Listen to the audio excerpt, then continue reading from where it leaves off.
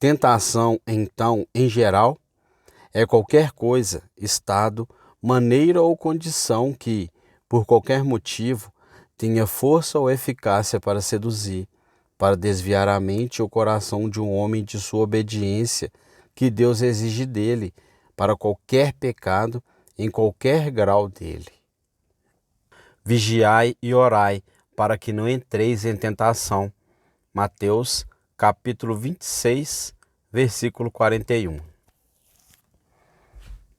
Essas palavras do nosso Salvador são repetidas com muito pouca alteração em 3 evangelistas, somente enquanto Mateus e Marcos as registram como escritas acima, Lucas as relata assim: levantai-vos e orai, para que não entreis em tentação. De modo que toda a sua advertência parece ter sido: levantai-vos, vigiai e orai, para que não entreis em tentação. Salomão nos conta sobre alguns que se deitam no topo de um mastro no meio do mar. Provérbios capítulo 23, versículo 34. Homens dominados pela segurança na boca da destruição. Se alguma vez pobre almas se deitaram no topo de um mastro no meio do mar, esses discípulos, como nosso Salvador, no jardim o fizeram. Seu mestre, a uma pequena distância deles, estava oferecendo orações e súplicas, com forte clamor e lágrimas. Hebreus versículo 7. Sendo então tomada em sua mão e começando a provar aquele cálice que estava cheio de maldição e ira devido aos seus pecados, os judeus, armados para a destruição dele e deles, estando apenas um pouco mais distante deles, por outro lado. Nosso Salvador havia informado um pouco antes que naquela noite ele seria traído e entregue para ser morto. Eles viram que ele estava triste e muito pesado. Mateus capítulo 26, versículo 37. Não, ele lhe disse claramente que sua alma estava profundamente triste até a morte. Verso 38. E, portanto, implorou-lhes que ficassem e vigiassem com ele, agora que ele estava morrendo e por eles. Nessa condição, deixando um pequeno espaço, como homens abandonados de todo amor para com ele ou cuidado de si mesmos, eles adormecem rapidamente. Mesmo os melhores santos, sendo deixados por si mesmos, rapidamente parecerão ser menos do que os homens, ser nada. Toda a nossa própria força é fraqueza e toda a nossa sabedoria, loucura. Pedro, sendo um deles, que apenas um pouco antes tinha afirmado com tanta autoconfiança que, embora todos os homens o abandonassem, ele nunca o faria. Nosso Salvador expõe o assunto em particular com ele, verso 40. Ele disse a Pedro: não pudestes vigiar comigo 1 hora?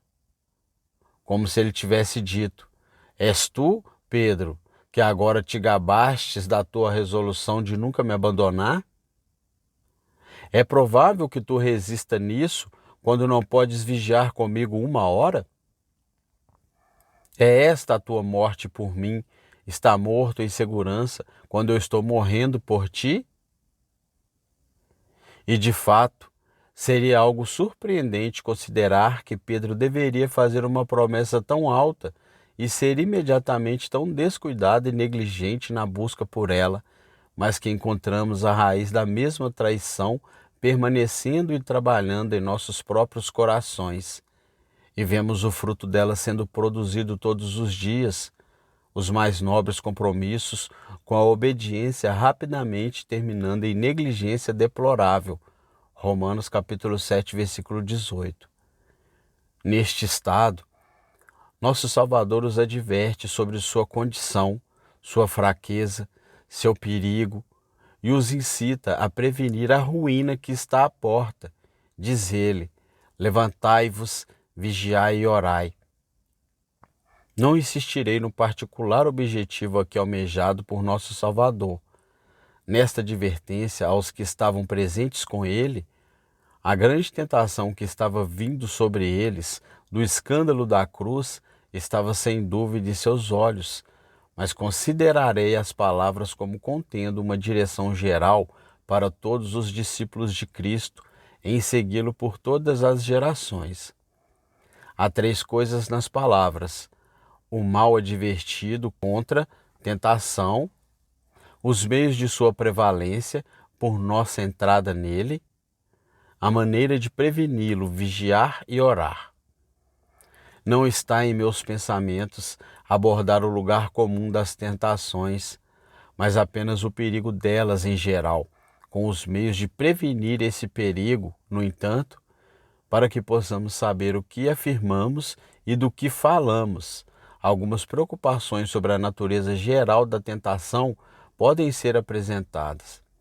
Primeiro, para a natureza geral da tentação e da tentação, ela está entre coisas indiferentes: tentar, experimentar, provar, furar um recipiente para que o licor que está nele possa ser conhecido. É tanto quanto é significado por ele. Daí que se diz que Deus às vezes tenta e somos ordenados como nosso dever a tentar, ou nos examinar para saber o que está em nós e orar para que Deus faça o mesmo. Então, a tentação é como uma faca que pode cortar a carne ou a garganta de um homem. Pode ser sua comida ou seu veneno, seu exercício ou sua destruição. Em segundo lugar, a tentação em sua natureza especial, pois denota qualquer mal, é considerada ativamente, pois leva ao mal, ou passivamente, pois contém um mal e sofrimento. Assim, a tentação é tomada como aflição, Tiago capítulo 1, versículo 2, pois nesse sentido, devemos considerar motivo de grande alegria o fato de cairmos em tentação, no outro, que não entremos nela. Novamente, considerada ativamente, denota no tentador um desígnio para a concretização do fim especial da tentação, a saber, uma condução ao mal. Por isso é dito que Deus não tenta nenhum homem, Tiago capítulo 1, versículo 13, com um desígnio para o pecado como tal, ou a natureza geral e o fim da tentação, que é a provação. Assim, Deus tentou Abraão, Gênesis capítulo 22, versículo 1, e ele prova ou tenta por falsos profetas, Deuteronômio capítulo 13, versículo 3. Agora, quanto à tentação de Deus a alguém, duas coisas devem ser consideradas. Primeiro, o fim pela qual ele faz isso. Segundo, a maneira pela qual ele faz isso. Para o primeiro, seus objetivos gerais são dois. Ele faz isso para mostrar ao homem o que está nele, isto é, o próprio homem, e isso tanto quanto a sua graça quanto a sua corrupção. Não falo disso agora, pois pode ter um lugar e desempenhar um papel na obstinação judiciária. A graça e a corrupção estão profundamente no coração. Os homens muitas vezes se enganam na busca por uma ou outra delas. Quando damos vazão à alma para testar que graça há ali, a corrupção sai, e quando buscamos a corrupção, a graça aparece. Assim, a alma é mantida na incerteza, falhamos em nossas provações. Deus vem com um medidor que vai até o fundo. Ele envia seus instrumentos de provação para as entranhas e as partes mais íntimas da alma, e deixa o homem ver o que está nele, de que metal ele é constituído. Assim, ele tentou Abraão para mostrar-lhe sua fé. Abraão não sabia que fé ele tinha. Quero dizer, que poder e vigor havia em sua fé, até que Deus a extraiu por aquela grande provação e tentação. Quando Deus disse que sabia, ele fez Abraão saber. Então ele tentou Ezequias para descobrir seu orgulho. Deus o deixou para que ele pudesse ver o que estava em seu coração. 2 Crônicas, capítulo 32, versículo 31. Ele não sabia que tinha um coração tão orgulhoso, tão apto a ser exaltado como parecia ter, até que Deus o provou, e então deixou sair sua imundície e a derramou diante de seu rosto. Os resultados de tais descobertas aos santos é ingratidão, humilhação e acumulação de experiências não tratarei. Deus faz isso para se mostrar ao homem, e isso de uma forma de prevenir a graça. Um homem verá que é Deus somente que nos guarda de todo o pecado. Até que sejamos tentados, pensamos que vivemos para a nossa própria força. Embora todos os homens façam isso ou aquilo, nós não faremos. Quando a provação chega, vemos rapidamente de onde vem nossa preservação, ficando de pé ou caindo. Assim foi no caso de Abimeleque, Gênesis capítulo 20, versículo 6. Eu te retive, como forma de renovação da graça. Ele queria que a tentação continuasse com Paulo, para que ele pudesse revelar-se a ele na suficiência de sua graça renovadora. 2 Coríntios, capítulo 12, versículo 9. Não conhecemos o poder e a força que Deus coloca em nosso favor, nem qual é a suficiência de sua graça, até que, comparando a tentação com nossa própria fraqueza, ela nos aparece. A eficácia de um antídoto é encontrada quando o veneno foi tomado, e a preciosidade dos remédios é revelada pelas doenças. Nunca saberemos que força há na graça se não soubermos que força há na tentação. Devemos ser provados para que possamos ser sensibilizados por sermos preservados. E muitos outros fins, bons e graciosos, ele tem, que ele realiza em direção aos seus santos por suas provações e tentações, não para serem insistidos agora. Quantas maneiras pelas quais Deus realiza sua busca, provação ou tentação, estas são algumas delas. Primeiro, ele coloca os homens em grandes deveres, tais que eles não podem aprender que têm alguma força para isso, nem de fato têm. Então, ele tentou Abraão, chamando-o para o dever de sacrificar seu filho. Algo absurdo à razão, amargo à natureza e penoso para ele em todos os aspectos. Muitos homens não sabem o que há neles, ou melhor, o que está pronto para eles, até que sejam colocados sobre o que parece totalmente acima de suas forças, na verdade, sobre o que está realmente acima de suas forças. Os deveres que Deus, de forma comum, requer de nossas mãos não são proporcionais à força que temos em nós mesmos, mas à ajuda e alívio que nos são reservados em Cristo. E devemos nos dirigir às maiores realizações com uma firme persuasão de que não temos capacidade para o mínimo. Esta é a lei da graça, mas ainda assim, quando qualquer dever é exigido que seja extraordinário, esse é um segredo que não é frequentemente descoberto. No jogo de Cristo é uma provação, uma tentação. Segundo, colocando-os em grandes sofrimentos. Quantos inesperadamente encontraram força para morrer numa estaca, para suportar torturas por Cristo? Ainda assim, seu chamado para isso foi uma provação. Esta, Pedro nos diz, é uma maneira pela qual somos levados a tentações difíceis. 1 Pedro capítulo 1, versículos 6 e 7. Nossas tentações surgem da prova ardente, e ainda assim o fim é apenas uma prova de nossa fé. Por sua disposição providencial das coisas, de modo que as ocasiões de pecado sejam administradas aos homens, que é o caso mencionado, Deuteronômio capítulo 13, versículo 3, e inúmeros outros exemplos podem ser acrescentados. Agora, elas não são, propriamente as tentações de Deus, como vindas dele, como seu fim sobre elas, que são aqui pretendidas, e, portanto, eu as separei de nossa consideração atual. É então a tentação em sua natureza especial, pois denota uma eficiência ativa em direção ao pecado, pois é administrada com o mal para o mal que eu pretendo. Neste sentido, a tentação pode proceder individualmente de Satanás, ou do mundo, ou dos outros homens no mundo, ou de nós mesmos, ou conjuntamente de todos ou alguns deles, em suas diversas combinações.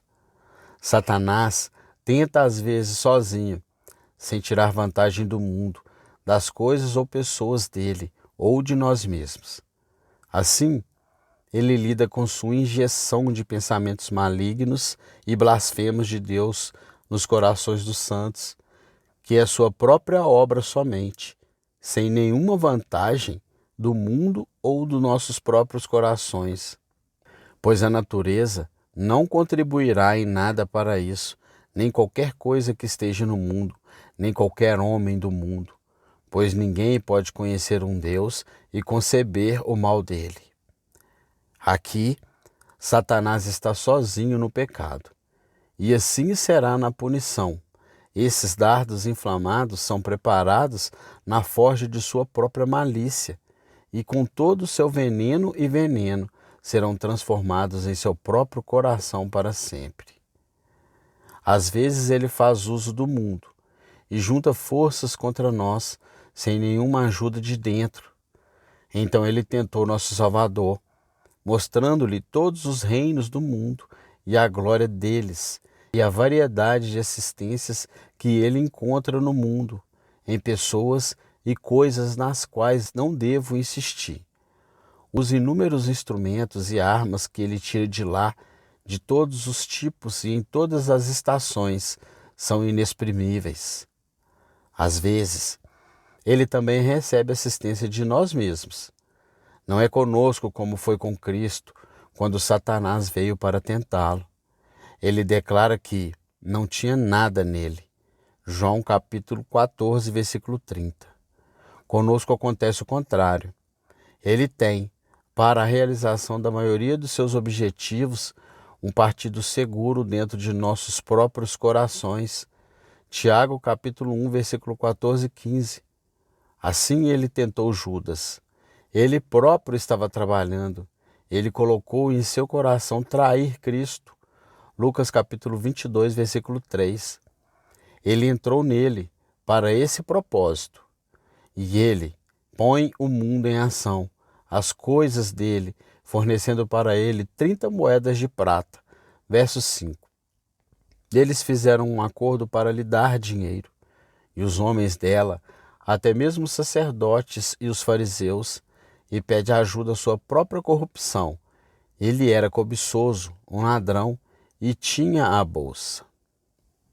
Eu também poderia mostrar como o mundo e nossas próprias corrupções agem individualmente por si mesmos e conjuntamente em conjunto com Satanás e uns aos outros neste negócio de tentação.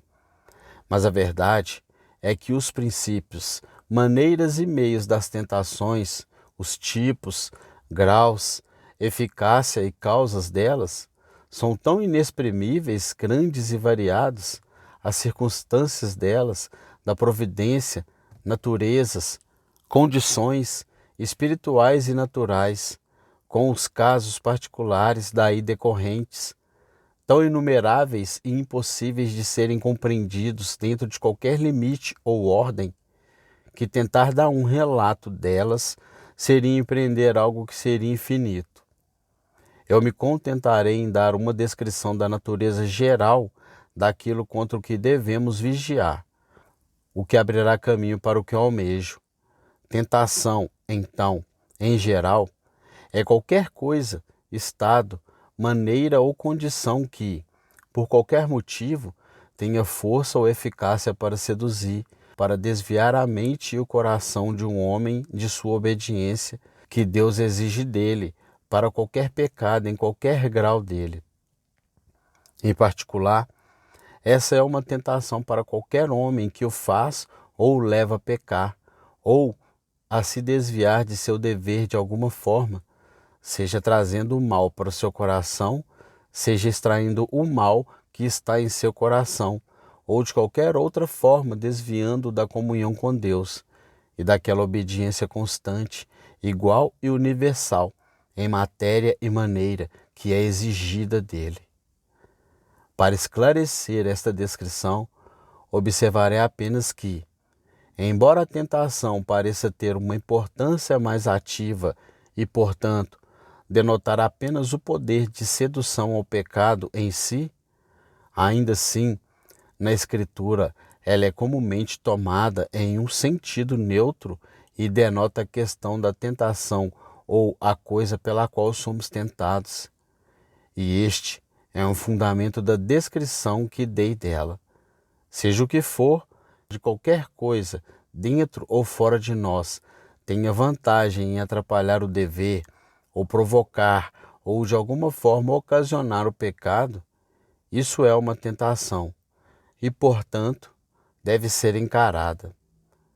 Seja negócio, emprego, curso de vida, companhia, afeições, natureza ou design corrupto, relações, deleites, nome, reputação, estima, habilidades, partes ou excelências do corpo ou mente, lugar, dignidade, arte, na medida em que eles promovem ou ocasionam a promoção dos fins antes mencionados, eles são todos eles não menos verdadeiramente tentações do que as mais violentas solicitações de Satanás ou seduções do mundo.